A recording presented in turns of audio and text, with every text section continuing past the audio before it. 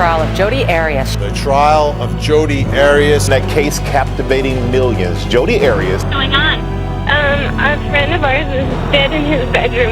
We hadn't heard from him for a while. The first thing I would hear a lot of is, by the way, he's single. And I'd be like, that's right, I am. Maybe gonna get me. I knew that Travis was single, and I said, hey, there's this really good-looking gal. Like everything just comes right into alignment, and nothing can go wrong. To realizing how lucky I would be to have her as a part of my life forever.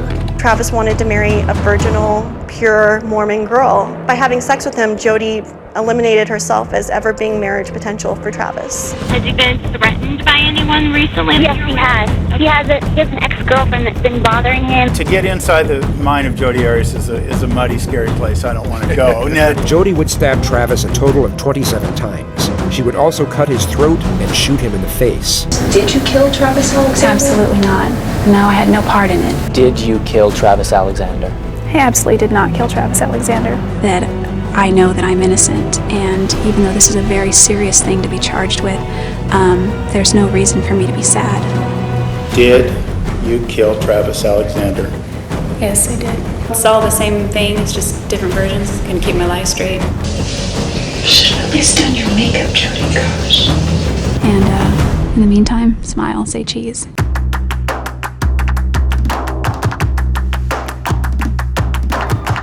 Oh, hi there. Hello, hello, hi. It's my face again. Swoop, swoop, swoop, swoop, swoop, swoop, swoop.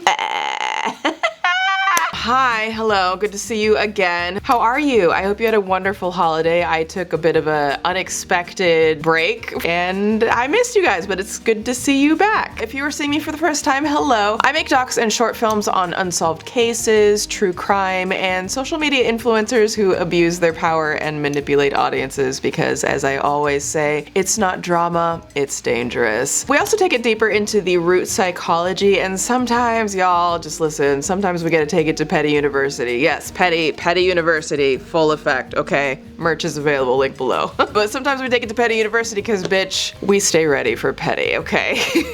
So we are gonna dive into a fascinating true crime case that many of you are probably familiar with, and that is Jodi Arias and the killing of Travis Alexander. And this case is absolutely wild and intense, but at the same time, I think it has been way overdone at this point. But I do feel like most of those videos typically seem to focus on the same aspects, like the basics of their relationship and the trial, bing bang boom, right? But being that this is a swoop doc, we do shit a little different around here. We're gonna take it deeper and look into the mind of Jodi Arias and Travis and the potential underlying psychological factors at play, as well as what I consider very gritty details from their private life that is very telling that people seem to overlook.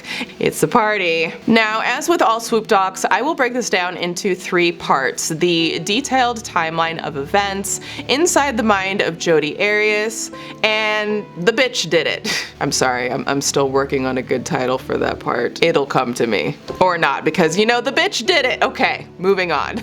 Now, before we dive in, I have a little announcement. I just won a Streamy Award. Like,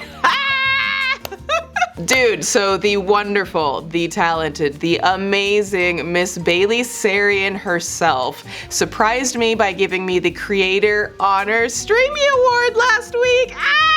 So I got a message asking if I wanted to film a video with Bailey Sarian, and I was like, duh.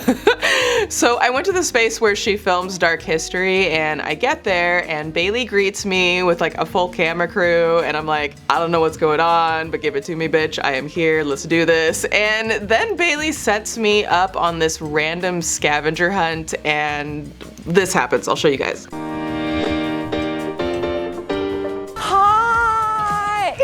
How are you? Good, how are you? Good, welcome to the Wheelhouse House. Thank you. This is where I film all the Dark History episodes. All of the magic. Yes, but I actually have a scavenger hunt for you. Yes, it's so exciting. Look, here's your first. Oh my gosh. Yeah, I'm gonna leave you alone now. Do you know how to solve all of the clues? If I know a swoop, yes you do. Put these puzzle pieces into place, get one step closer to solving the case. Please don't kill me, baby. There's a key. Wait, are you my grand prize? Yeah, you won me, obviously. Congratulations to SWOOP, you've come this far. Even though it's been quite bizarre, that key opens something just for you that I'd like to give you for all that you do. So my friend, last year I won the Creator Honor Award for the Streamies. And this year they let me pick somebody that I admire, that I really inspires me, a creator, a YouTuber, and I have chosen you for the Creator Honor Award. Yes, don't get emotional because you really inspire me. I think you're so talented. Your storytelling's amazing. You are gonna go so far. I mean, you've come so freaking far, and you're incredible. And I just love your art, and I don't want you ever to stop. So I just really admire you, and I want you to know that you're appreciated by so many people. Like, isn't this like nuts? And I just want to say though, like, thank you to each and every one of you who are part of this growing community, like the Petty University class. Just thank you so much for your incredible support and watching and sharing these docs and leaving the comments and sharing your own stories and just being here with me week after week. Like, I honestly can't express how much y'all truly mean to me, and I'm feeling happy, okay? Like, for once in a very long time. This shit is weird, y'all. I'm just saying, okay? My dark and gloomy little heart doesn't know how to handle this. But for real, without you all, I'm literally nothing here. So thank you. And also, I just gotta say that Bailey Sarian, she is just such an incredible human being. She's just such a quality, genuine, tremendous talent, and wicked smart, and just a wonderful person. And I just can't say enough good things about her. This coming from her just makes it infinitely just so much more special, like all around. So thank you, Bailey. Okay, I'm so awkward with this. I'm sorry. Sidebar over. Now we have a lot to cover. It is intense, but real quick, huge thank you to today's sponsor, Confessions of a Rebel, who I am so stoked to partner with again. I absolutely love them. So I don't know about you, but self-care is something I've been focusing on more lately after a very long year, honey, and fragrance is one of my favorite ways to treat yourself. Confessions of a Rebel is a new niche fragrance brand that's all about celebrating the spirit of rebelliousness in each of us, okay? Don't play. I know you got a little rebel side, okay? I see you. I see you. So Confessions of a Rebel fragrances blend traditionally feminine notes with masculine undertones and vice versa to create truly standout fragrances. Some are bold, others are straightforward, and they are crafted to excite and inspire. And whoo, child, the ingredients, honey, the decadence, it comes straight from the source. Whether it's Haiti for vetiver, France for clary sage, Mauritius for pink pepper, bitch, we fancy, okay? Let me just say. And they actually collaborate with the absolute best small batch farmers, as responsible sourcing is Confession of a Rebel's core focus, which I absolutely love. Now, all fragrances are vegan and cruelty free, and they have Love High, Get a Room, Almost Single, Mondays, About Last Night, Let's Be Real, Morning After, and Bitch Please. Like, seriously, who doesn't want to radiate bitch please on a regular basis, okay? It is just, it's iconic. So the fragrance that I got this time is called Morning After, which, let's be real, is my personal mantra for cuffing season, okay? Just, oh my gosh, that just smells so divine. So this is a very like refreshing scent with Italian lemon, lavender, geranium, and coconut wood. Ooh, I just like, ooh, I want to live inside of this bottle right now. She is serving, let's have a good time. She's delivering, let's have a scandal this holiday season. Meow. I just meowed. Yeah, that happened. And like real quick, I just gotta say, because I'm a big one on this, I love the packaging. Like the bottle has like a heft to it. She got a little joke at that trunk. Ooh, so to get you some of this goodness, tap the link in the description to check out Confessions of a Rebel and use code SWOOP4 to get 20% off your Confessions of a Rebel fragrances. Act now, confess later, and pamper yourself, honey. You deserve it. And y'all, like, I know I'm a broken record at this point, but I can't thank you enough for your support, for continuing to watch these docs and clicking on the sponsors week after week. Your support and the sponsors is what enables me to be able to continue to make these docs, because they are a beast of an undertaking, to say the least. And I love you humans so much, and thank you. Okay, back to the doc. Travis was the T-Dog. He was a huge flirt. Travis was looking for his wife. Travis Victor Alexander was born July 28, 1977 in Riverside, California. As one of 8 children, Travis was born to drug-addicted, abusive parents who would often go days without feeding their children, leaving the kids to fend for themselves. When you sleep for 4 days with a house full of kids, there isn't any food cooked. We would eat what was there, but before long, what was edible would be eaten or rot, and then what was rotten would be eaten too. You know, top ramen was the main source of nutrition.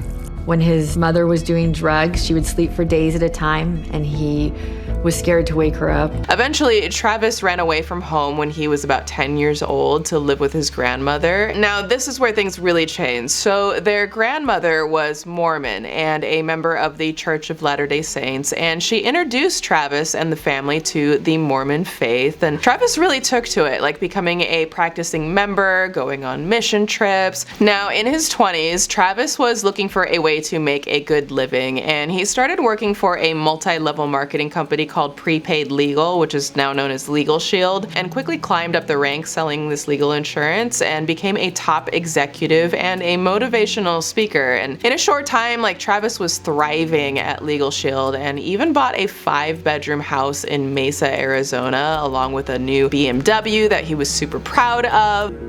He had tons of friends and tons of people that always wanted to be around him just because he was a great guy. His main goal in life was just to make people laugh and to make them feel better about themselves. Things are going well for Travis in life, right? Like, he's 29 years old, he's got lots of friends, he's popular at work, he's smart, good looking, they say he's a bit of a flirt. Travis was the T-Dog. He was a huge flirt. Travis was always in the market. Travis was looking for his wife. So Travis very much wanted to be married and start a family. When I first started, you can imagine, the first thing I would hear a lot of is, by the way, he's single. And I'd be like, that's right, I am. Maybe he's gonna get me. That's been going on for 6 years. The thing is, like, oftentimes in the Mormon faith, being 30 and unmarried wasn't exactly ideal. It was actually pretty common for people in the LDS faith to get married straight out of high school up to their young 20s. Bitch! Like, married out of high school. Like, congratulations! Here's your high school diploma and a spouse! Goody!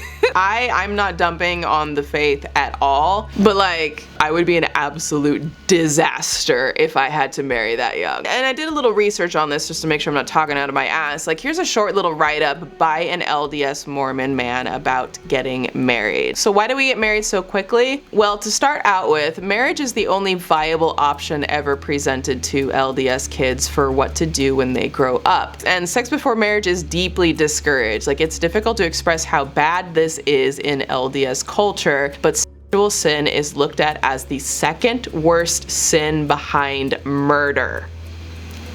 Some heavy shit, y'all. On the other side of things, marriage is looked at as an eternal thing. Until death do you part is not the language used, for time and all eternity is used. Okay, we got that clear. Cool, let's move on. It's a feeling that, like, everything just comes right into alignment and nothing can go wrong. Now, Jodi, oh Jodi, where do we begin? Jodi Ann Arias was born July 9th, 1980 to Bill and Sandy Arias in Salinas, California. And unlike Travis, Jodi described her childhood as ideal, but also said that she was beat by her parents with wooden spoons. Y'all listen, like, we're gonna learn real quick that Jodi isn't exactly known for her honesty. Like, a bitch be lying every 3 to 5 business days. Now, what we do know is that from a young age, Jodi was passionate about art, specifically photography. And she also apparently had an affection for the devil's lettuce because, honey, Jodi done got caught growing pot in her room when she was 14 years old. Jodi, don't make me Gale on you, Jodi. Y'all killing me with this. I gave y'all 30 years. Robert. 30 years of my career. Robert. 30 years. Robert. Jodi. What did we say about smoking on the weed, Jodi? I hope this camera keep going. No, we're gonna This let is the not camera keep true. rolling. There will be no rolling of the doobies in this house, Jodi Ann. So now, after this incident, Jodi became more secretive, and kind of the last straw for her parents was when she dropped out of Wairika High School for a boy. Shocking, they broke up. But we're gonna see as we get into this case that Jodi always seemed to have a boyfriend around. Like, she loved and likely needed the attention. Actually, in 2003, she started dating her boss, Daryl Brewer, who was 20 years older than her, and they actually moved to Palm Desert, California, and bought a house, promising to split the mortgage. And Daryl actually testified as a character witness for Jodi's defense, describing her as loving and kind. She was very loving. Our relationship was monogamous. She was sensitive and caring. She was wonderful with my son. She was good with her friends. Cool. So Jodi started falling behind on the mortgage, and in 2006 learned about Prepaid Legal, the same company that Travis was working and speaking for, and decided to go to a convention they were having in Vegas in September to see if she could earn extra cash. And that is where Jodi Arias first met Travis Alexander.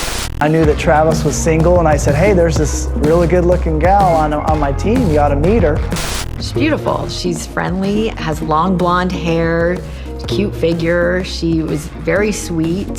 He said, hey, listen, do you have a nice dress? Because I'd like to take you to the formal executive dinner with me as my guest. And here's what Jodi said about the first time they met. You know, there wasn't really any initial magnetic attraction. At the time, I shook his hand. He said, hi, I'm Travis. I said, hi, I'm Jodi. And his name was just another of many names that I had to remember. I was meeting hundreds of people that weekend.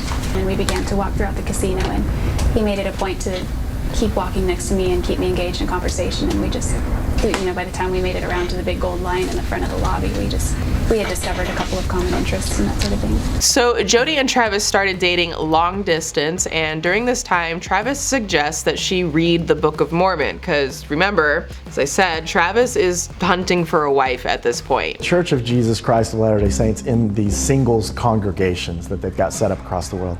When you turn 31, you're out. You know, like you have to go to a regular congregation, almost like you're getting moved from the main toy box to the broken toys. All of this to say, like, Travis asked Jodi to start reading the Book of Mormon because he can't marry a woman who isn't Mormon. So, you know, might as well convert them if you can, right? Maybe she'll take to it. And Jodi's like, yeah, let's do this. She probably didn't say it like that. I'm paraphrasing. You're welcome, and I'm sorry. Back to the story. So Jodi actually converted to Mormonism in November 2006, a month after meeting Travis. Like, a month. Literally a month after. Like, within a couple of months of them meeting, Jodi is now converting to a new religion. She chose to become baptized because she thought that's what Travis wanted. She did have Travis be the one to baptize her. Now, going along with this, there are a few themes that will present themselves throughout this case, one of them being the idea that Jodi was obsessed with Travis and would do anything for him. And possibly one of the first events to support this theme was her converting to his religion.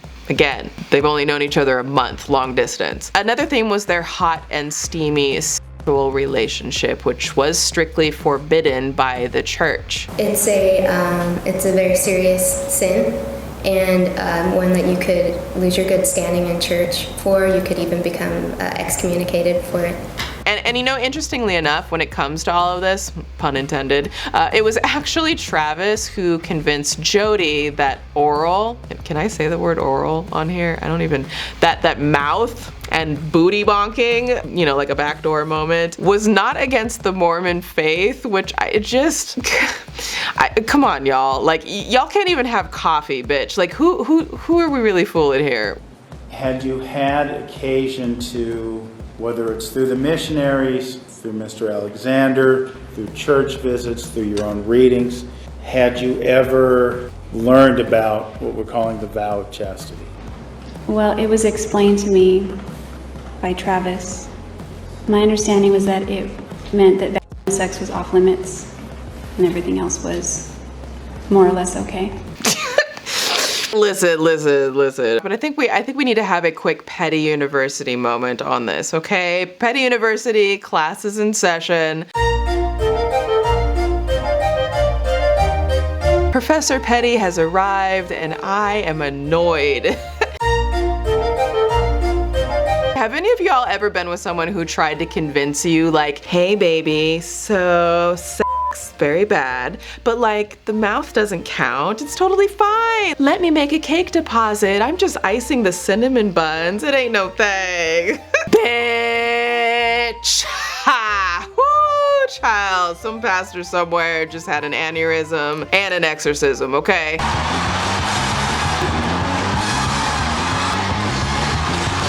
If I had $1 for every time a dude convinced me that the back door didn't count, a bitch would be broke as hell, because even I didn't buy that shit. Like, come on.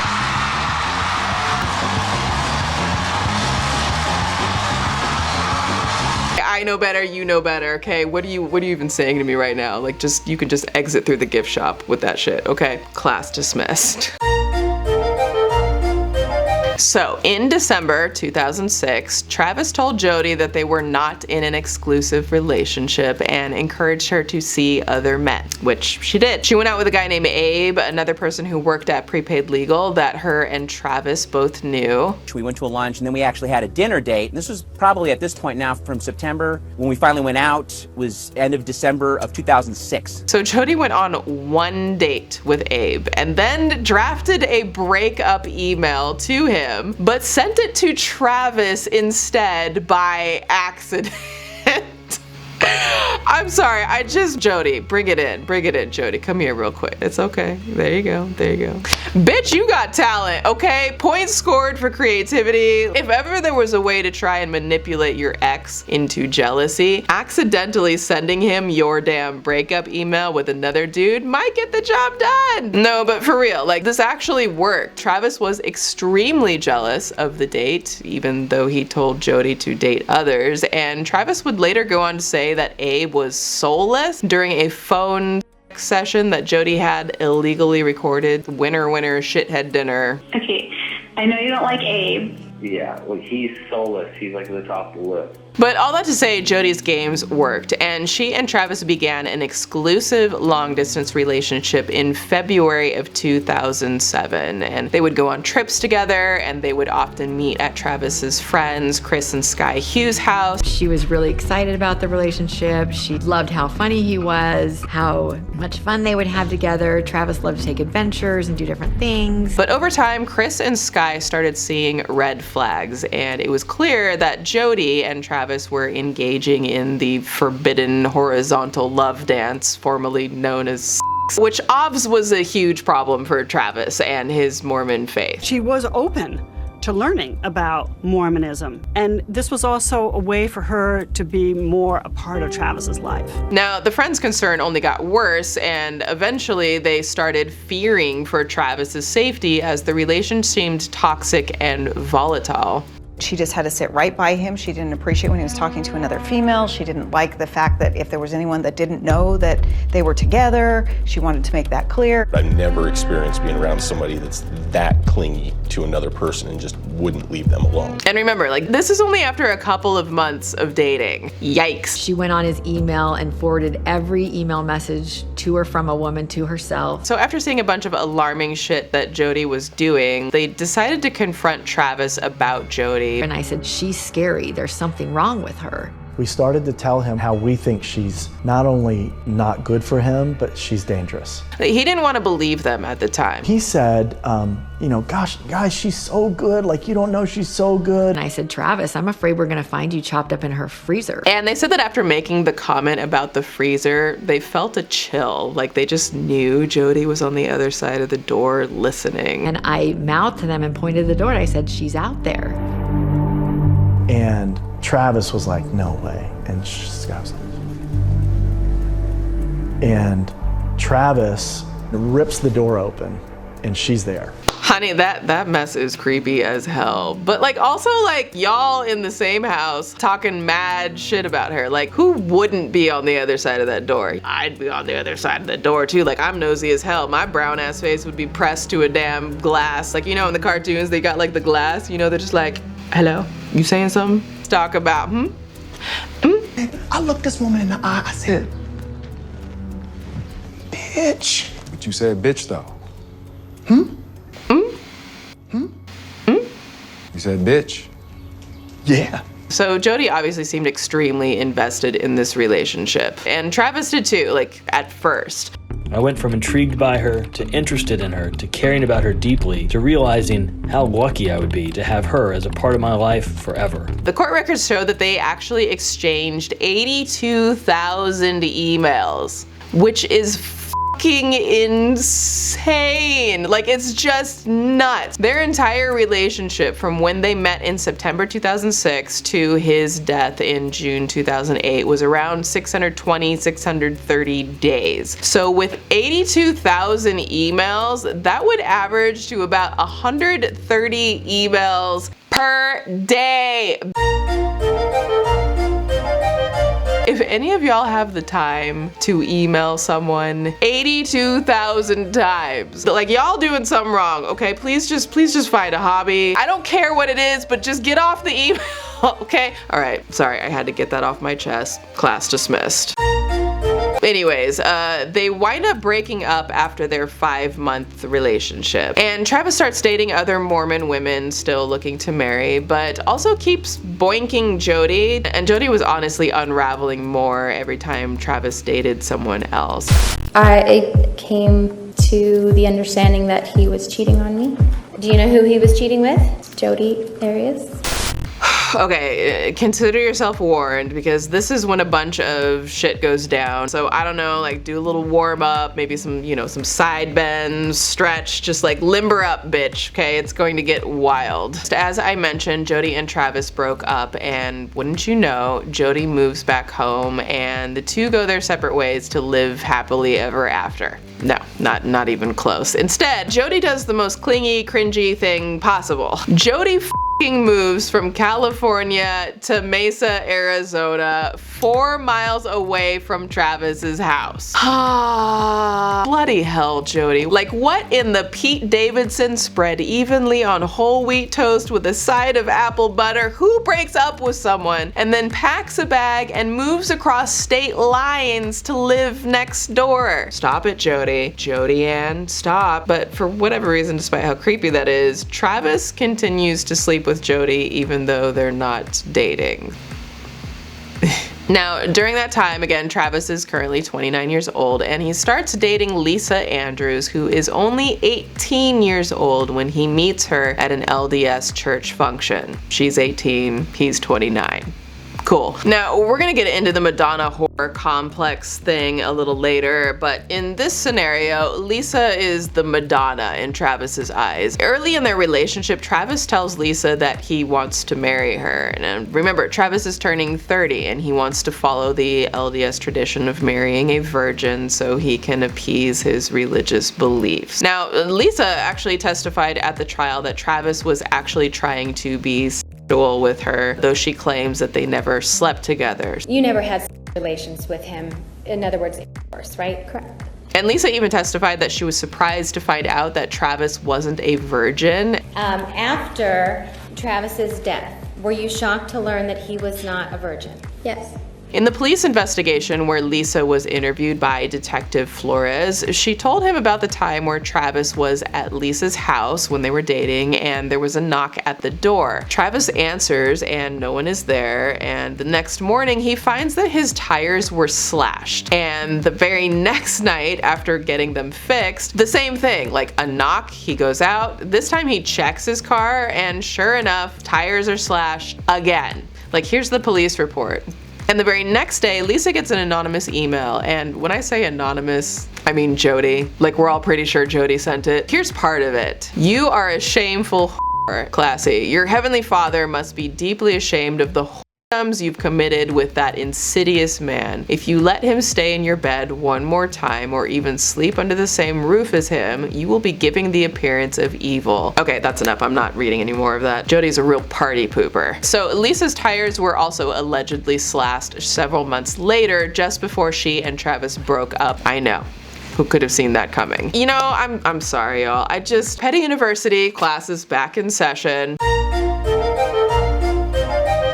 Put on your grad caps. Once again, Professor Petty has arrived. So I could point out the time that Lisa was at Travis's house and Jodi just came in the front door unannounced, saw them, and ran out the door. While the two of you were standing there in the kitchen, did somebody come into the house unannounced? Yes. Was that the defendant, Jodi Arias? Yes. And when she came in and saw the two of you there, she turned around and just left, correct? Yes, she ran out. Like, what the f is this? Like Groundhog's Day? Did you see your shadow, Jodi? And that's why you ended up breaking up with him, right? Yes. And you know it didn't end there. Jodi let herself into Travis's house often. Like, she knew the garage door code, and when that wouldn't work, a bitch would just climb through the doggy door. Oh my gosh, I just realized a bitch is a female dog. So I guess very on brand, Jodi. Well done. There's the supposed time where Travis was at Lisa's house and they were making out and they see Jodi staring at them through the window. Yeet. Or the time that Travis was out of town and asked another ex-girlfriend to go to his house and check on his dog, and when she gets there, Jodi is in the house baking cookies. Like, what in the Martha Stewart Toll House like cookies, bitch? I would just have one question. Like, are we talking chocolate chip or my arch nemesis oatmeal raisin? That's the devil's cookie. You won't fool me again with your damn raisins, okay? I learned my lesson. Class dismissed.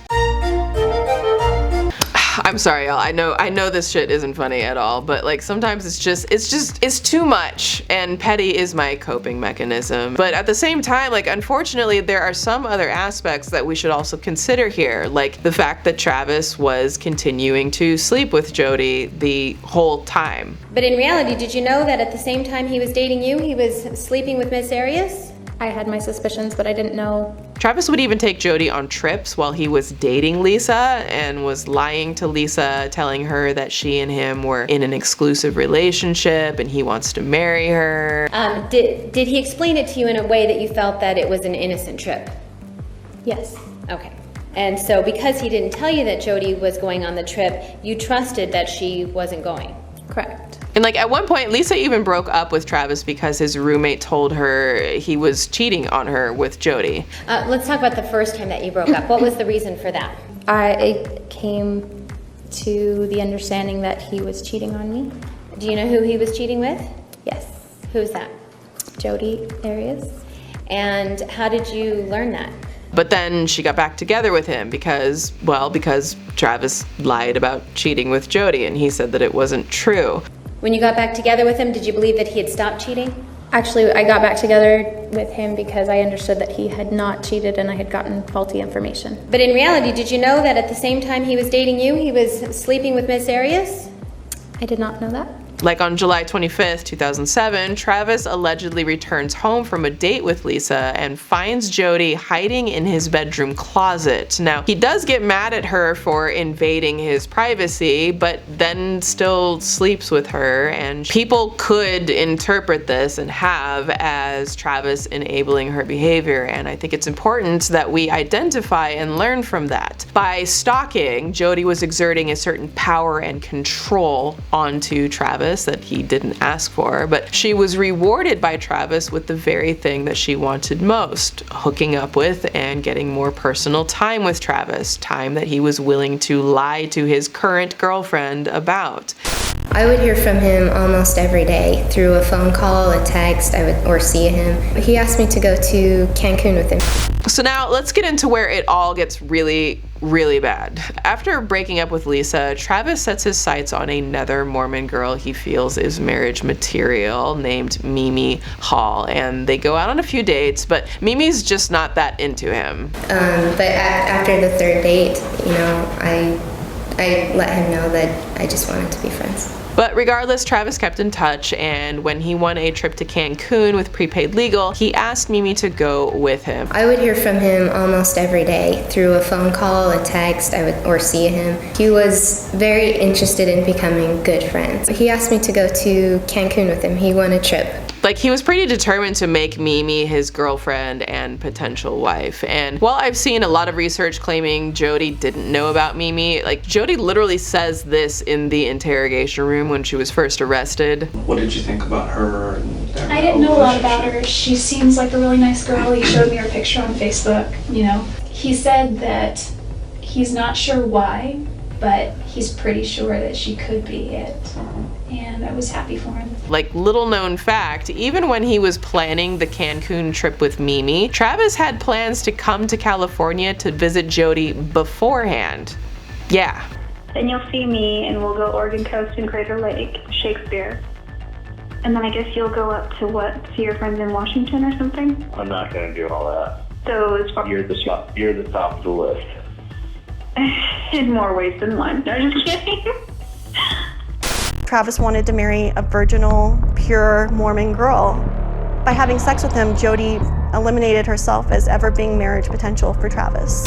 We're gonna pause and take a tangent that I don't think has had much attention or dialogue around when it comes to what Jodi may have been unknowingly or knowingly experiencing in her relationship with Travis. Of course, this isn't in any way excusing what she did. Nothing excuses what she did, period. But there are complexities that I've seen in all of this research around the relationship, and I think there is a larger dialogue to be had that I haven't really heard many people talk about. So in reading through many of the emails, texts, and hearing the recorded phone calls, we get a pretty good understanding that Travis did not see Jodi as wife material. And instead, she was often referred to as his possession, like his dirty little secret and his little whore, which, because of the platform here, I will change the word whore to bore. Can you imagine the lengths we could go to ending slut shaming and destigmatizing words people call women like whore if we just changed it to bore? Oh my gosh, Christina slept with Trevor. She's such a bore. Wow, that just diffuses the whole thing, doesn't it? Like, let's just word swap all of these misogynistic words for dumb, shitty ones, you filthy little bore. Okay, I digress. Let's continue. There's this age-old thing you may have heard of called the Madonna Complex, or, you know, as I'll switch it, the Madonna Bore Complex. Sounds like a bad Madonna show, but in psychoanalytic literature, a Madonna Bore Complex is the inability to maintain arousal within a committed, loving relationship. Psychological complex is said to develop in men, though it's clear this can happen in all identities, who see women as either saintly Madonnas or debased prostitutes. Cool. Men with this complex desire a sexual partner who has been degraded, the bore, while they cannot desire the respected partner, the Madonna. So basically, according to the Madonna Bore Complex, women have to be either pure and virginal or slutty and sexual, but never both. A woman can't just live her life unbothered. She gotta be a saint or a sinner. Like, what in the whole grain smoked turkey, hold the mayo kind of bullshit misogyny sandwich is this? Like, oh my gosh, wait, hold up. Bitch, I think I was someone's Madonna Bore once. Is that why he? Oh, got it. Basically, men are trash. I'm kidding, obviously. Okay, there are great men in the world, love y'all, but some of y'all hoes really be trying, okay? I'm just saying, like, a prime example of this playing out and how it affects other people's perception. There's this interview that I saw with one of Travis's friends, and he was talking about Jodi and Travis' relationship, and because Jodi slept with him, she says Jodi eliminated herself from being wife potential. Travis wanted to marry a virginal, pure Mormon girl. By having sex with him, Jodi eliminated herself as ever being marriage potential for Travis. It's the fact that Travis is engaging in literally the same sex, but Jodi is the one who eliminated herself as wife potential. Meanwhile, Travis is still husband potential, obviously. It's just like the double standard in all of this stuff, and the messiness of it is just, ugh. Okay, let me dial it back for a second. So in the trial, which we're getting into, it was revealed that Travis had sent many messages, emails, chats, DMs, and phone calls to Jodi, repeatedly referring to her as his little bore. For example, "You are the ultimate in bed. When it's done, the intensity will make your body feel like you have been R-worded." I'm sorry, it's the fact that someone would equate good sex with being I'm not even gonna touch that one. "You'll rejoice in being a bore that's sole purpose in life is to be mine, to have animalistic sex with me, and to please me in any way I desire." Now, of course, some of this could just be fantasy talk, right? There are people who enjoy, and I don't want to stigmatize that at all. But when you consider just how continually conflicted Travis seemed to be over sexual encounters and his faith, I feel like some of this is kind of the truth and honest how he really feels. And it also shows that there is a certain amount of objectification and treating Jodi like his possession. Like, he literally had a t-shirt for her at one point that said Travis Alexander. So there is a possessiveness that's going on that I think plays very heavily into this whole Madonna bore complex. And I know people like to kind of overlook that element that was coming from Travis, but to be fair, in a case like this, we need to look at both sides of the equation. I think that Jodi developed an extreme attraction and emotional attachment to Travis, which formed an obsession. And during this time, Travis was battling with his religion and trying to abstain, but did not. And instead of taking equal accountability for his part in the sin, he blamed Jodi by equating her to a bore and continued sleeping with her. And if that is the case, then my guess is that Jodi saw that, hey, he seems to really get off on calling me these names. He's willing to spend time with me because of this, so I'll play like I like it. And I don't know, maybe part of her she did. Or maybe it did give Jodi a sense of power. Jodi actually says the very thing that I was thinking in regards to their relationship in a message to him when they were having a huge fight. The sexual part for me was an unevolved way of trying to be more loved. I knew you weren't in love with me, I knew you cared, but that it wasn't that kind of love. So when we made love, I was able to actually convince myself, yes, lie to myself. It really felt for that space of time that it was something bigger and better, but that's the intoxication felt from sex. It's like you nearly worshipped me. I felt so loved when we did that. It became absolutely addicting. My feeling is that Jodi was playing the role of the bore, hoping that Travis would one day love her because she desperately needed his attention. And when Travis continued to engage physically but not commit beyond that and brought other women around, I think Jodi snapped and plotted what happened next. I think this was the precursor to it. It's like the ultimate bruise to the ego of someone with negative traits of narcissism and obsessive love disorder. I know that I'm innocent, and even though this is a very serious thing to be charged with, there's no reason for me to be sad. Now, all of that being said, let's look at the details of how this breaks down. So, Mimi Hall, the new woman Travis was interested in, was supposed to go to Cancun with Travis on June 10th, 6 days after he was killed, and hadn't heard from anything in several days, obviously. And she was worried and got some of Travis's other friends to go over to his house with her to see if they could find him. So when Travis's friends came looking, they noticed a really bad smell coming from Travis's room, and when the friends opened the door to Travis's master suite, they found blood absolutely everywhere and Travis in the shower. What's going on? A friend of ours is dead in his bedroom. We hadn't heard from him for a while. We think he's dead. His roommate just went in there and said there's lots of blood. I didn't go in, but I can give you the phone to someone who went in there. Yes, please, can you? Hello. He's dead. He's in his bedroom. Okay. In the shower. Okay.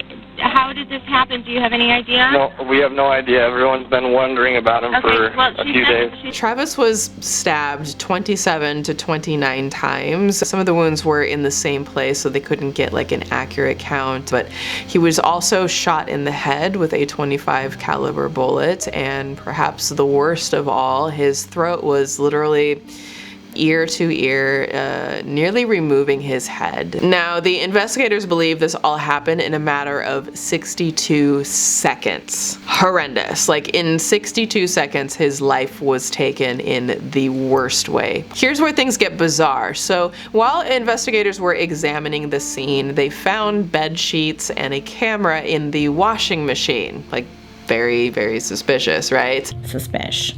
The memory card had been erased, but what most people don't know is that when a card is erased, it doesn't actually remove the data from the card. Like, if you're taking dirty pictures you don't want grandma to find, listen up to this information, it doesn't delete. It actually just marks it as like writable space so that when new data comes, like if you take a new picture, it can take over that space. So if no new data comes, meaning no new pictures are taken, it's totally recoverable by computer geniuses. Like, it's their job to catch y'all hoes, okay? They watch it, okay? Now, some of you might ask, Swoop, what exactly was on the memory card in the camera? Well, class, I'm glad you asked. It was Jodi. Yeah, it was Jodi.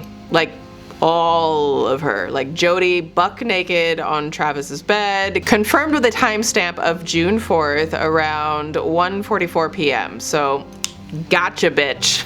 And I have pictures of you in Travis's bedroom with Travis, pictures of him, and it's obvious you guys are having sex, taking photos of each other, and they're dated and time-stamped on the day he died. Are you sure it's me? I mean, that because I was not there. It's you. Now, there were also photos of an equally buck-naked, unsuspecting Travis, and a series of model-type shots of Travis in the shower where presumably Jodi was taking the photos. I know you took pictures of him in the shower. I don't think he would allow that. But there were other photos also on the card, that photos that no one on the planet could have expected. There are two pictures that were accidentally taken during the actual murder, like as it's actually happening. And the camera actually took a couple of photos by accident during the time he was being killed. Really? Yeah, Jodi, really. You were there. Quit playing this game. I did not. I did not hurt Travis. The expert said it was taken upside down, so the camera's going to be upside down, which makes sense because that's how it could be accidentally triggered. By just moving the camera, it'll take a picture here. Adjust that over just a little bit, kind of like that. He's able to accidentally trigger that picture, and that's pretty darn close. Along with these photos and finding Jodi's hair and a handprint at the scene, the investigation focuses on her because the bitch did it, okay? Like, I'm not even gonna sugarcoat it, like, the bitch did it. But we're going to keep our focus on the things that I don't feel have been covered as thoroughly, because that's what we do in a swoop doc. But before they book me, can I clean myself up a little bit? You're gonna be taken the way you are.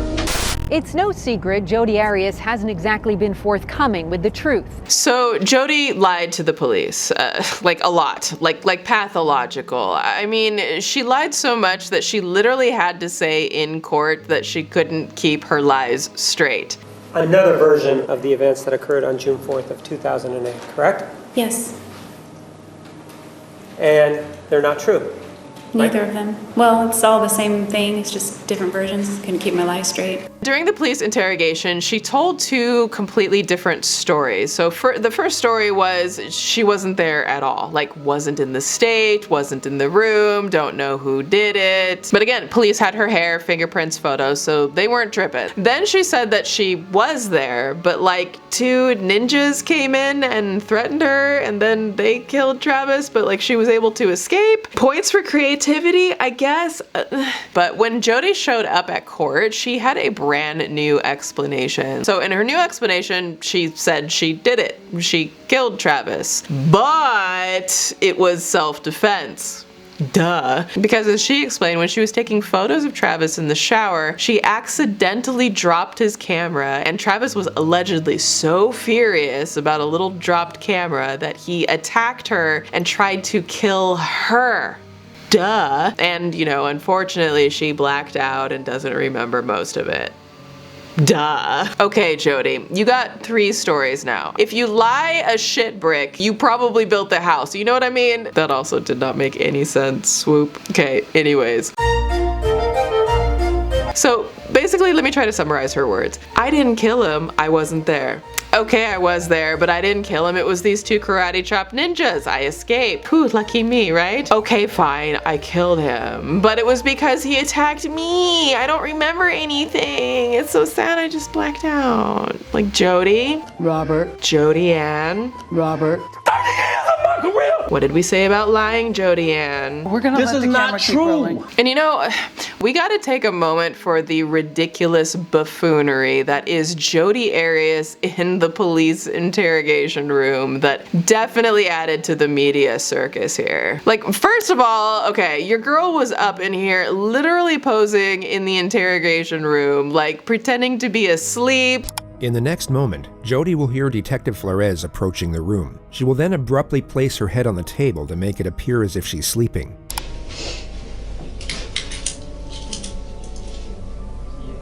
She will now notice the detective has instead walked past the room and then revert back to her regular sitting position. I don't know how, like, sleepy gonna save your ass, but okay, that's a choices were made. She places her head back on the table to feign a placid state once more, and you'll notice her left shoulder hovers in what looks like a very uncomfortable position for just over a minute. She then hears the external door open, at which point she takes a deep breath and then fully rests onto the table.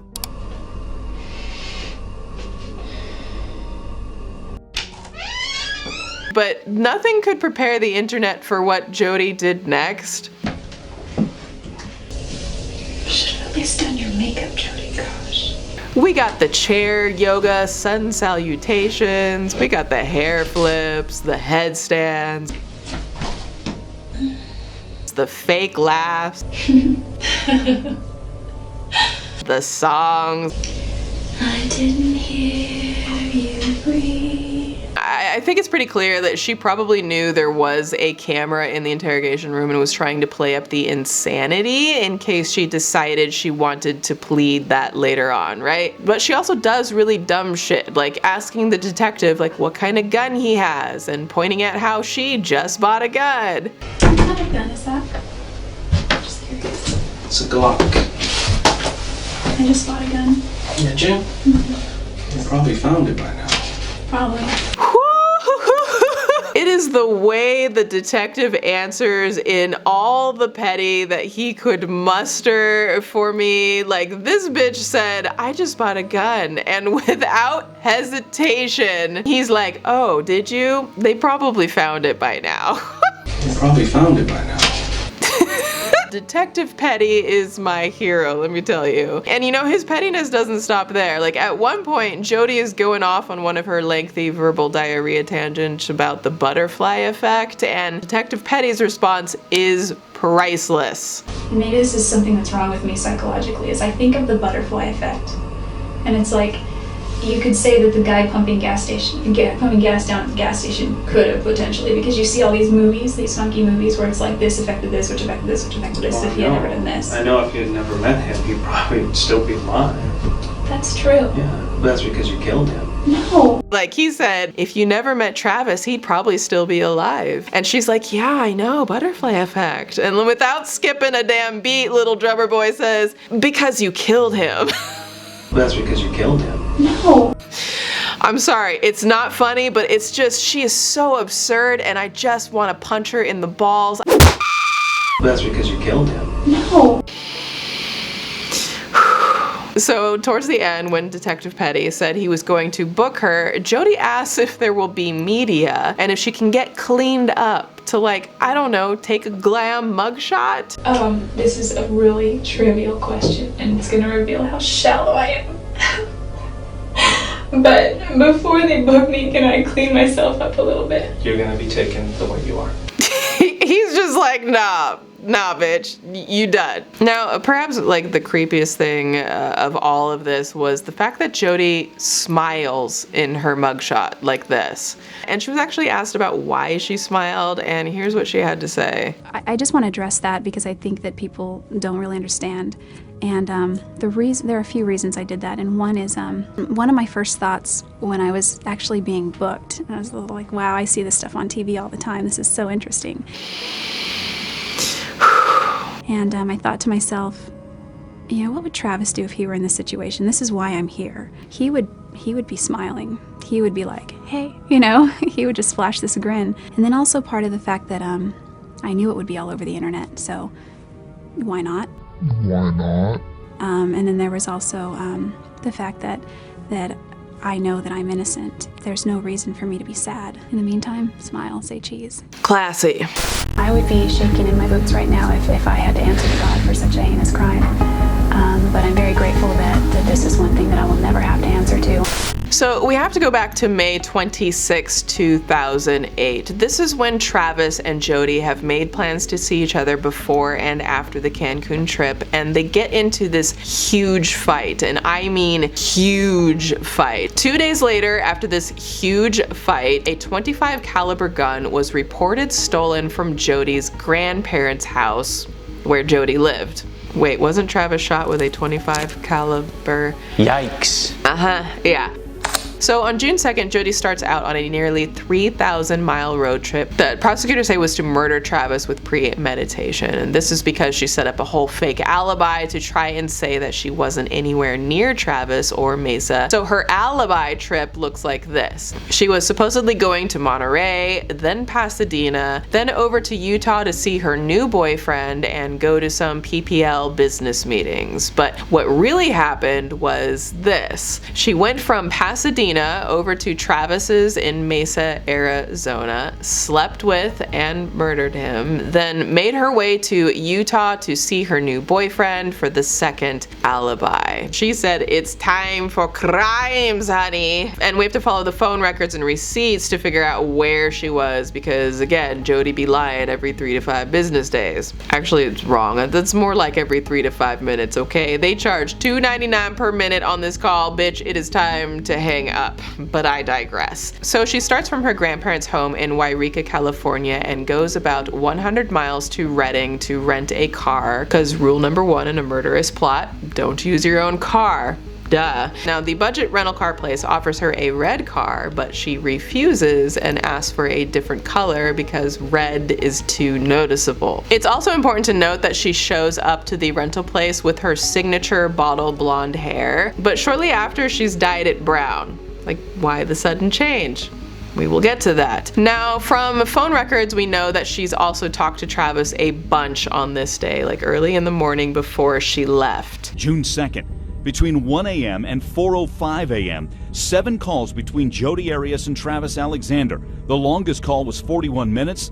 The shortest, just 17 seconds. So she shows up blonde, gets a white car instead of the red one, talks to Travis. Then she drives down to Monterey and stays with some friends. And on her way, she stops at McDonald's and gets fries and a water in Lodi, California, as well as gas. On June 3rd, between 10 a.m. and 2 p.m., Jodi makes 3 deposits at different banks in Monterey, 2 phone calls to Travis, and stops by her ex Daryl Brewer's house, you know, the ex she was living with like years before when she met Travis, and borrows 2 gas cans that she tells him she needs to get through the desert to Utah. Nobody on that jury puts gas cans in their trunk full of gas and drives across the country. You know, you don't do that. The point is she carried gas in gas cans so she would not be detected on her journey to murder Travis Alexander. Anywho, she drives from Monterey to Pasadena, talks to Travis at 8:16 p.m. and has 2 gas purchases from an Arco in Pasadena. Now, she doesn't spend the night in Pasadena. Instead, she drives straight to Travis's house in Mesa, Arizona, but she also turns her phone off at this point. So then we know from the recovered memory card that Jodi and Travis were having naked time and taking pictures of each other a little after 1 p.m.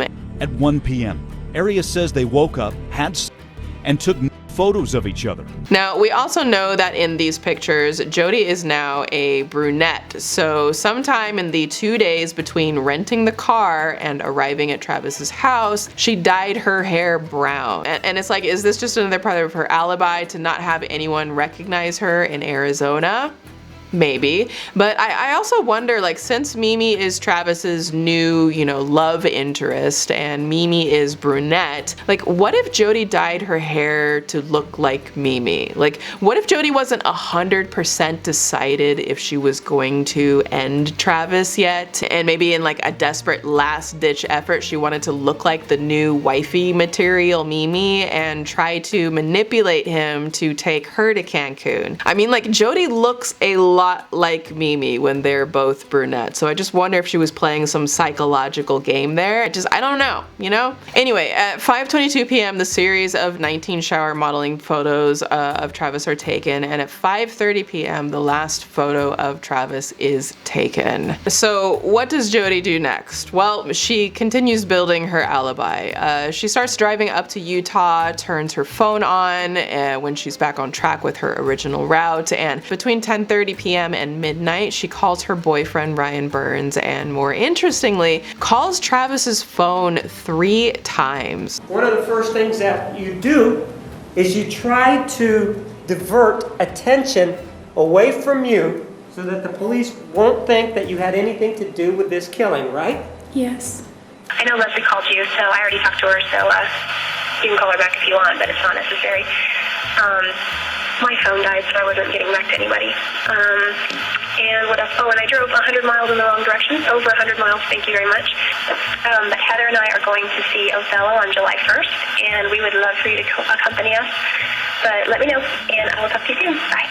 End of message. She then arrives at Ryan Burns' house in West Jordan, Utah at 10 a.m. June 5th. Now, she was actually supposed to arrive 24 hours earlier, and Ryan had tried to call, but of course, her phone was off. I tried to call her at 9, but her phone went straight to voicemail, so I couldn't get through. Tried to call again at noon. What did she tell you that she'd been? She said she's kind of airheaded like that, and she took the wrong freeway. What time did she get there to your house? 24 hours after I was originally expecting her. The next day, when she got to Ryan, he said that Jodi was acting normal. When I was at the Cheesecake Factory, which was only 3 or 4 hours after he was killed, is what I'm hearing now. And so for that whole hour, we talked about simple things, giggling about just little jokes, just like a normal conversation you would think. Obviously very abnormal when you in retrospect, but she was always seemed just like the Jodi that I'd been talking to for 5 or 6 weeks, the entire 14 hours she was with me the day after Travis died. And he even said that they made out, and he made it to third base, according to his testimony. When you go back to your house, what did the two of you do? I mean, we were talking and we kissed. She was kissing my neck, I was kissing hers. At one point I had my hands on her thighs. She was, she was definitely seemed to be into the moment. Like, just like, ew. So the police never recovered the gun or the knife. And eventually Jodi said that she threw them like somewhere out in the desert as she was coming out of her blackout. Like, oh. Arias travels through Salt Lake City and into Nevada, making more gas and food purchases. June 7th, Redding, California. She returns her rental car at 1:08 p.m. When she returns the rental car, they notice that it is missing the floor mats and has Kool-Aid-like stains, but just go ahead and clean the car before any evidence is preserved. The rental car agent testified the car appeared to have Kool-Aid stains on the passenger seat and the floor mats were gone.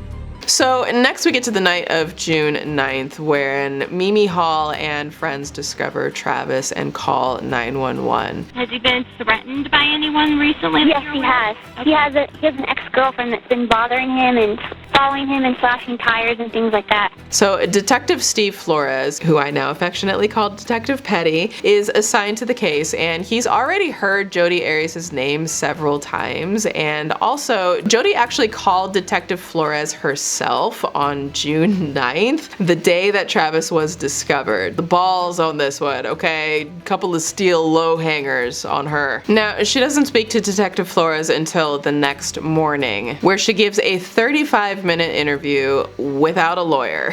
Hello? Hello, can I speak to Jodi, please? This is Jodi. Hey, Jodi. This is Detective Steve Flores with the Bay Arizona Police Department. Oh, hey, how are you? Good. I just got a message from one of my patrol officers that you needed to talk to me about something. Well, I just wanted to offer any assistance that I might have. I was a really good friend of Travis's, and What have you heard so far?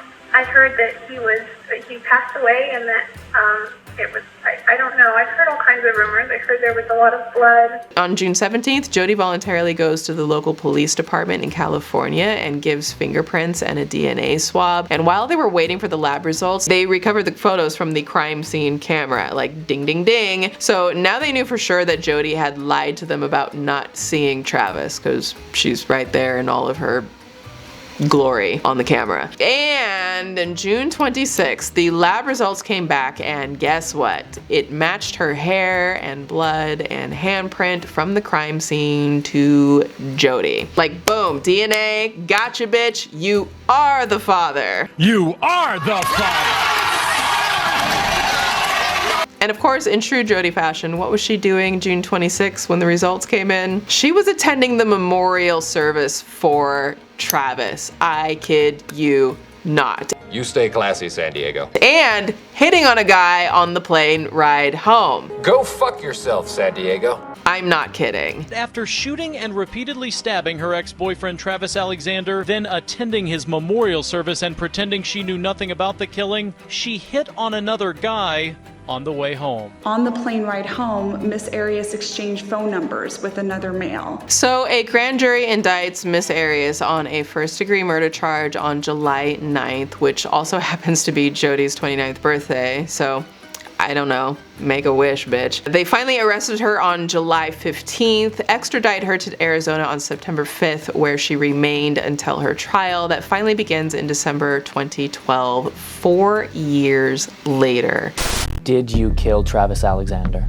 I absolutely did not kill Travis Alexander. I had nothing to do with his murder. I didn't harm him in any way.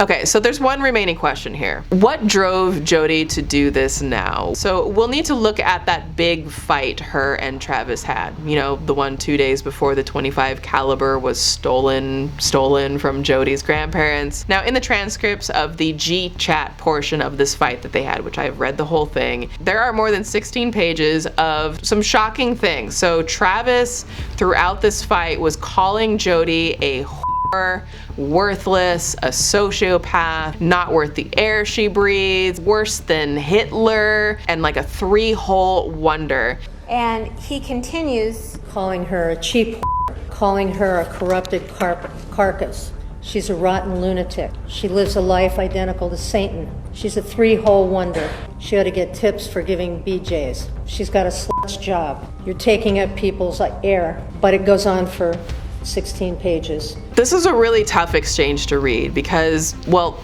Travis is not nice. It's bad. It's bad. I don't know how a heart beats in such a corrupted carcass. Who freaking cares about you? You're worthless. You're a bitch. You're a laughingstock. He hates her. If you just look at it as a standalone fight, like if I saw this fight with a friend, like I would immediately tell her that he's being horribly abusive and gaslighting her and she needed to get far, far away from him. And I know what I'm saying obviously doesn't paint Travis in the best light, but like we need to be honest about these things, right? And the thing is, like, we don't know exactly what the argument is about. Like Jodi was asked in a jail interview and she just said this. It was just a breach of trust. Now there is a hint a couple of times in it that Travis thought Jodi was flirting with one of his friends in a comment she wrote on his Facebook. And if that's true, that this whole fight where he calls her all of these horrendous names like is about her just like simply flirting, then it's just way over the top with verbal abuse, especially since Travis is the one insisting that they don't date. And then he talks about that how she makes a comment on a picture of someone else and that her comment makes her look like a pure whore. Yes.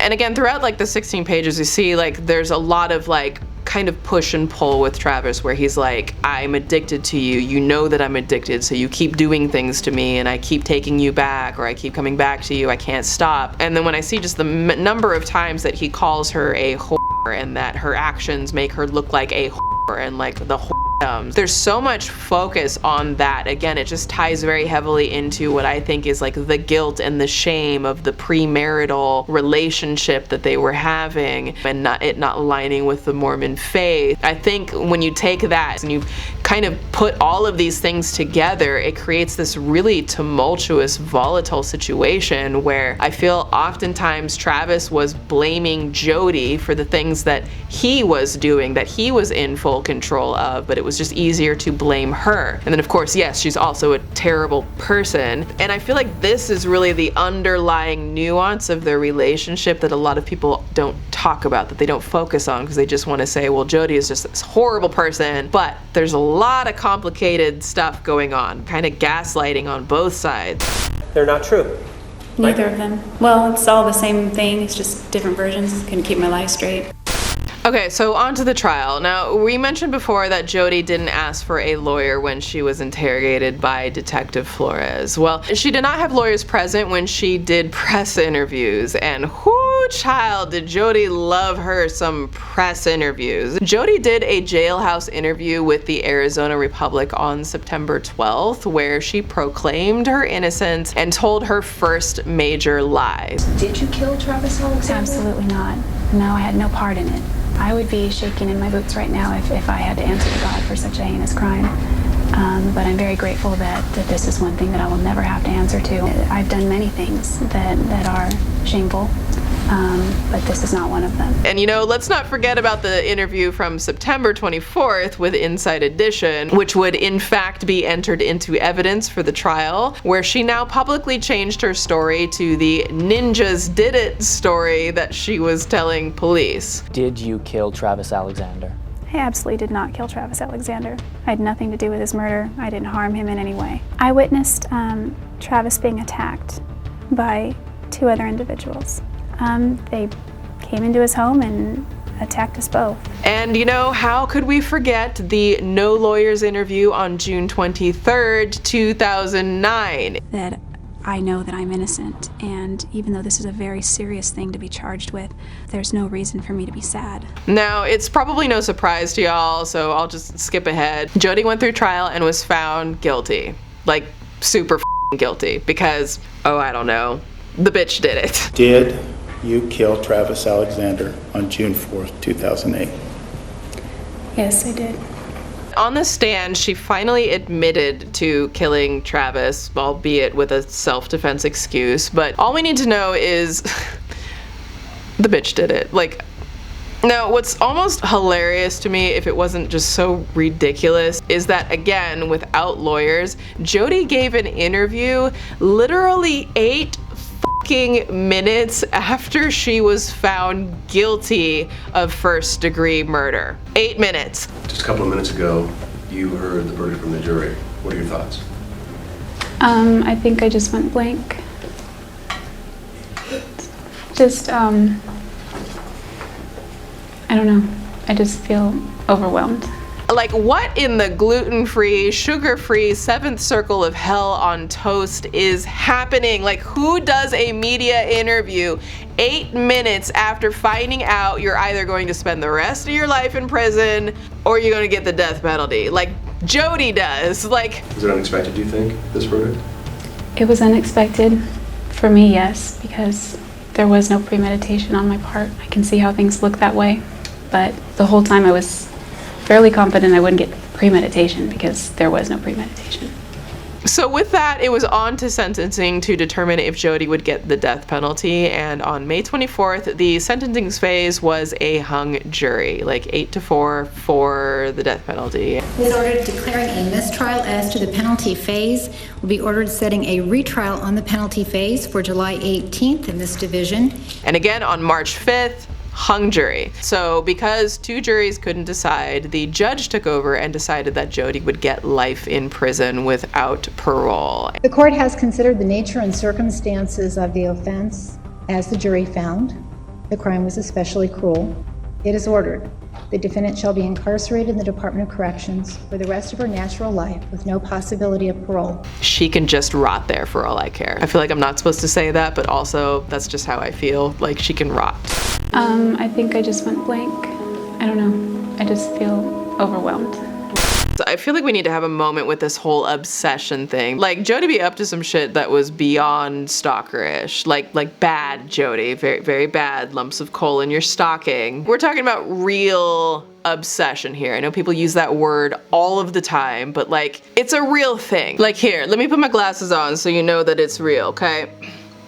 It's real, bitch. Okay. Glad we cleared that up. Thanks for coming to my talk. At its worst, obsession is an iron mask that permits us to gaze in only one direction at one thing. We may become obsessed with a person, a place, a goal, a subject, but obsession amounts to the same thing in all cases: addiction. Now, when I was looking deeper into obsession and what it can do to the mind, I found something called obsessive love disorder. Obsessive love disorder refers to a condition where you become obsessed with one person you think you may be in love with. You might feel the need to protect your loved one obsessively, or even become controlling of them as if they were a possession. And so when you look at some of the signs of obsessive love disorder, we see low self-esteem, obsessively talking about their love object, making repeated calls and texts, attempts to monitor or otherwise control their loved object's life and activities. There's no single cause for OLD, obsessive love disorder, but it may be linked to a few disorders such as borderline personality disorder, which is characterized by a disturbance with self-image coupled with severe mood swings, and delusional jealousy, which can cause you to believe the other person has reciprocated their feelings for you, even if they've made it clear this is indeed not true. During the trial, which we'll get to, both the prosecution and the defense called mental health experts to examine Jodi, and one in particular suspected borderline personality disorder. Borderline personality disorder, you can think of it similar to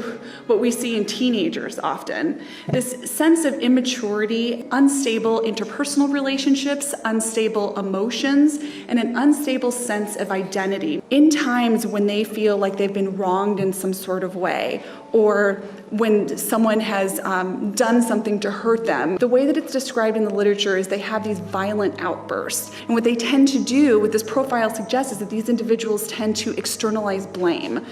So for example, I acted out this way because that person deserved it. With all of this, as you can guess, the real danger with obsession comes when it turns into control. I think in some ways Travis exerted some semblance of control over Jodi when he would gaslight her about sexuality stuff, right? Like, one minute she's beautiful, she's amazing, the next minute she's a or a slut. I don't know what it is, but a lot of the other like true crime documentaries and commentary that I watched about Jodi Arias, when they got to the subject of her obsession, people always framed it like, yeah, so she hacked his Facebook and like read his journal. It was kind of stalkery a little bit. Like, since when is sneaking into someone's bed waiting for them to come home from a date just kind of stalkery a little bit? Like, this bitch was full blown. Like, hide your kids, hide your wife. Hide your kids, hide your wife. Imagine if the roles were reversed. Imagine if cute little Jodi was living her life, going on casual dates, and there was this big linebacker dude breaking into her home, waiting for her in her closet, in her bed, peeping through the windows and slashing her tires. Would y'all be calling that kinda creepy stalkery? Like, hell nah. Like, y'all would be calling the cops. I'm gonna need a restraining order on aisle 5. This would be reported so fast. And I hate to think that it wasn't,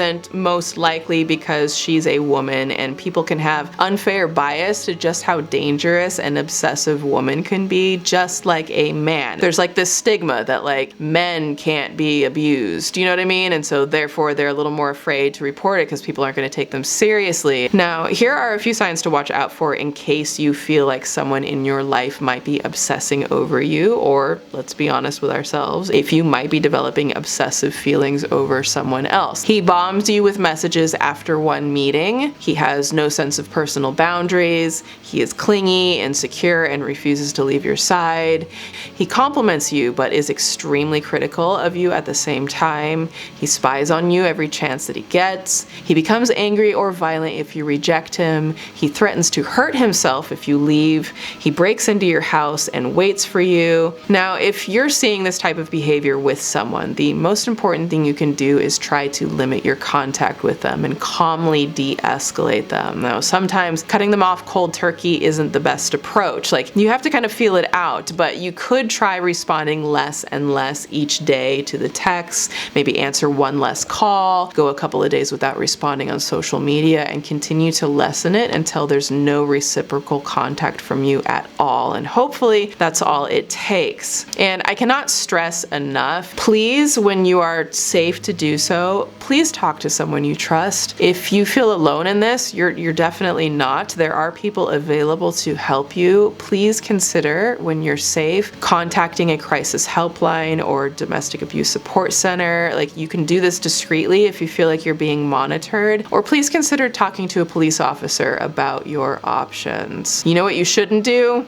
You shouldn't sleep with them. I know things are complicated, but enabling a stalker by taking her on trips and sleeping with her and telling her how great and wonderful and beautiful she is rewarding the increasingly dangerous behavior to the point where someone like Jodi takes it like validation and approval. Don't do that. Not good.